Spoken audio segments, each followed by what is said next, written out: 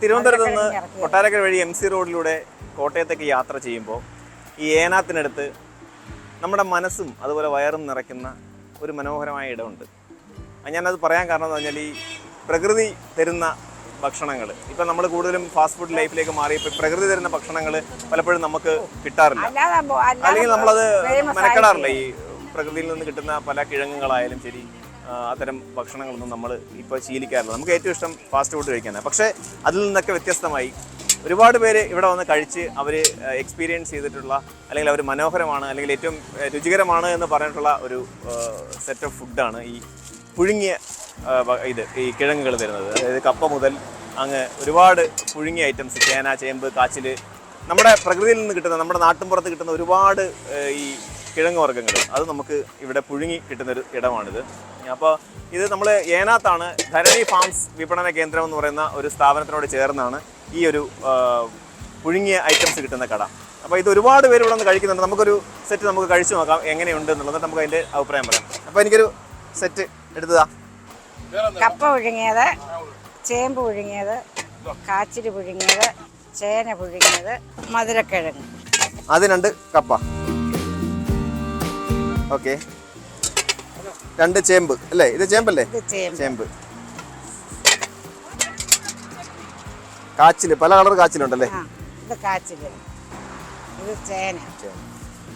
ചൂടാണ്, ചൂടോടെയാ കൊടുക്കുന്നത്. ഇത് മധുരക്കിഴങ്ങ്, വേത്തപ്പഴം. എല്ലാം 2 പീസാ. ഇതാണ് അതിന്റെ ഒരു സെറ്റ് അല്ലേ?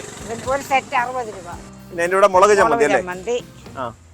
തൈര് ചമ്മന്തി, തൈര് ചമ്മന്തി, കാന്താരി ചമ്മന്തി.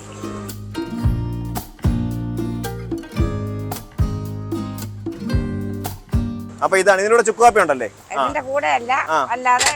ഇതൊരു സെറ്റ് 60 രൂപ, അല്ലാതെ ചുക്കുകാപ്പി സെപ്പറേറ്റ് നമുക്ക് വേണമെങ്കിൽ കിട്ടുമല്ലേ? അപ്പൊ ഇതാണ് ഈ ഞാൻ പറഞ്ഞ ആ പുഴുക്ക് ഐറ്റംസ് എന്ന് പറയുന്നത്. ഭയങ്കര കണ്ടിട്ട് നമുക്ക് ഭയങ്കര കൊതിയാവുന്ന, നമ്മുടെ നാട്ടിൻപുറത്ത് നമ്മൾ കഴിച്ച് ശീലിച്ച നമ്മുടെ ആ ഒരു പഴമയുടെ ഭക്ഷണം പറയുമ്പോൾ തന്നെ നാവിൽ വെള്ളം ഊറുന്നുണ്ട്. കപ്പ, അതുപോലെ ചേനയും ചേമ്പും കാച്ചിലും എല്ലാം ഉണ്ട്. അപ്പം നമുക്ക്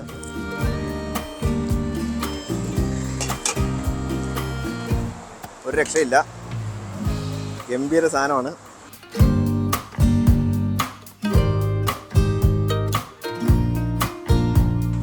നമ്മളെ ആ പഴയ കാലത്തിലേക്ക് കൂട്ടിക്കൊണ്ടു പോകുന്ന ആ ഒരു രുചിയും ആ ഒരു കാഴ്ചയും ആ ഒരു കളർഫുൾ ആയിട്ടുള്ള ഈ കിഴങ്ങുകളൊക്കെ ഇങ്ങനെ കിടക്കുന്നത് കാണുമ്പോൾ തന്നെ നമുക്കൊരു ഭയങ്കര സന്തോഷമാണ്. ഇത് കൂടാതെ ഇവിടെ നമ്മുടെ തെരളിയുണ്ട്, നല്ല നാടൻ തെരളിയുണ്ട്. അതുപോലെ നമുക്ക് ചുക്ക് കാപ്പിയൊക്കെ കഴിക്കാം. ചുക്ക് കാപ്പിയൊക്കെ കിട്ടും. ഒരു ചുക്ക് കാപ്പി.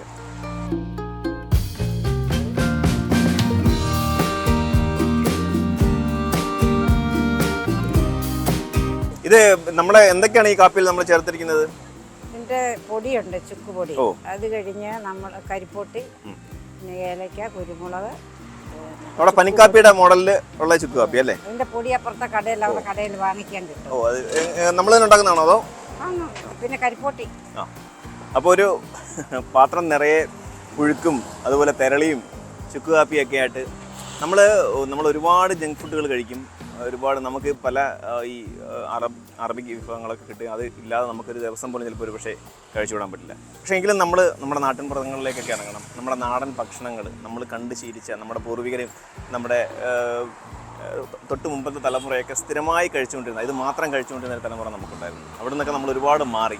നമ്മൾ ഈ ഒരു ശീലം, ഇത്തരം ഭക്ഷണങ്ങളിലേക്കുള്ള ശീലത്തേക്ക് നമ്മൾ തിരിച്ചു വരണം. കാരണം നമ്മുടെ ആരോഗ്യം ഒരു കാലത്ത് സംരക്ഷിച്ചിരുന്നത് നമ്മുടെ നാട്ടിൽ നിന്ന് കിട്ടുന്ന, നമ്മുടെ മണ്ണിൽ നിന്ന് കിളച്ചെടുത്തിരുന്ന ഈ ഭക്ഷണങ്ങൾ തന്നെയാണ്.